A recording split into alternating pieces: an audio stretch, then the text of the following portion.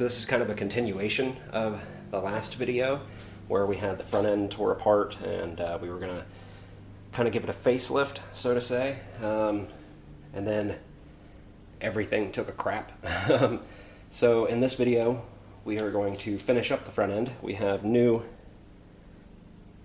turn signals. Yeah, I've got stuff all over my workbench. Those are the old ones. Those are the new ones. We have new side marker lights. I think the old ones are laying in the bed of the truck, so I can't really show a comparison of those. The headlight bezels have been painted, well, coated, I guess you could say, with that duplicolor bed liner stuff that I use all the time. That was mainly to cover up a few little issues there were. Like one of these was actually cracked in half and re-glued, but you can't even tell anymore, and some of the metal chrome plating had came off, so it made a big divot, but you can't see that anymore either. And we have a new solution for our broken grill, and it is a similar color to this, so that's why we painted those. So I'm going to go ahead and get our marker lights installed into our new bezels, and we'll get to work on putting the front end back together and getting our lower valance installed on the bumper, and then we'll get to the new grill that I'm talking about.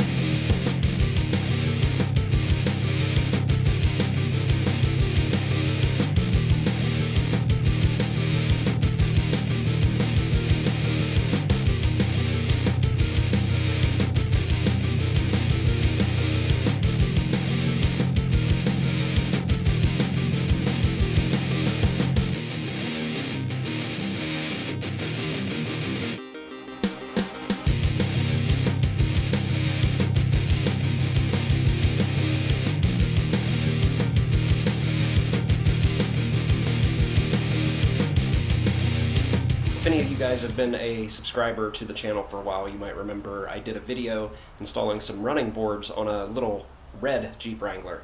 That was actually my sister's little Jeep Wrangler. I always call it little, it makes her mad. It's lifted and has bigger tires and stuff on it now. But anyway, I was installing some running boards on that, and they were called iBoards. And those iBoard running boards came from a company called APS. You can check them out at apsautoparts.com. And you may be wondering why I'm talking about those. Well, I actually reached out to APS because I found out that they have a few other products, and they have some stuff that I can use for Project Super 10. So those running boards were called iBoards, and I found out they have grills, and the grills are called iGrills.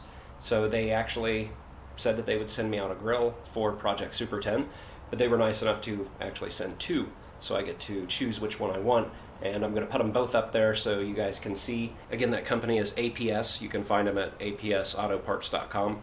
And I'll be installing their iGrill. They have the iGrill, iBoards, iArmor, and a few other things. So these are the two grills that they sent out. And of course there's the factory grill. I told them that I was actually planning on trying to fix the factory grill, and I was going to use the duplicolor bed armor on that because I use it on everything. Well, they said they have some grills that have a similar finish, and they sent me out these two, and they're both made of stainless steel, and they're powder coated. And you may notice, if you've ever installed like one of these style grills, a lot of times this little connecting bar right here will be welded on there, and you'll have a great big glob of weld showing through. These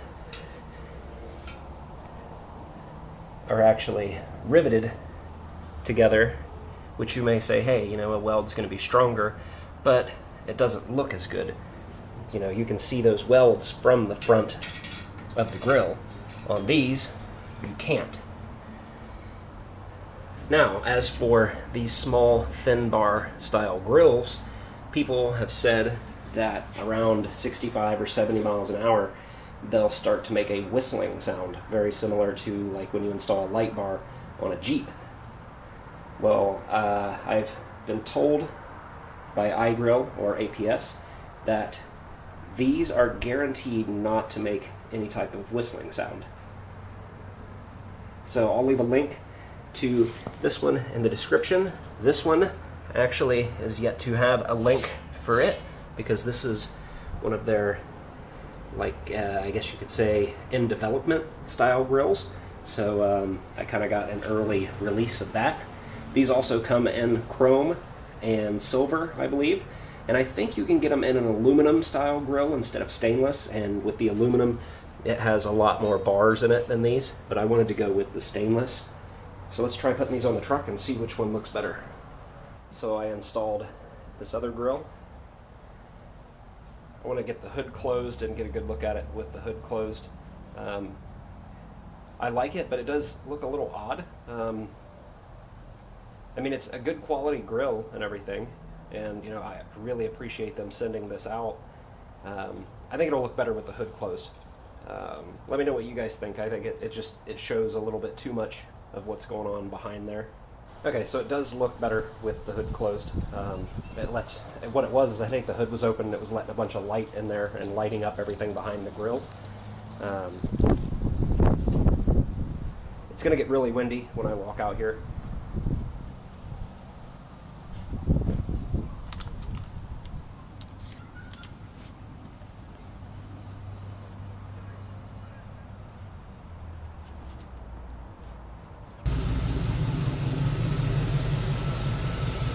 I think I'm going to go with this grill.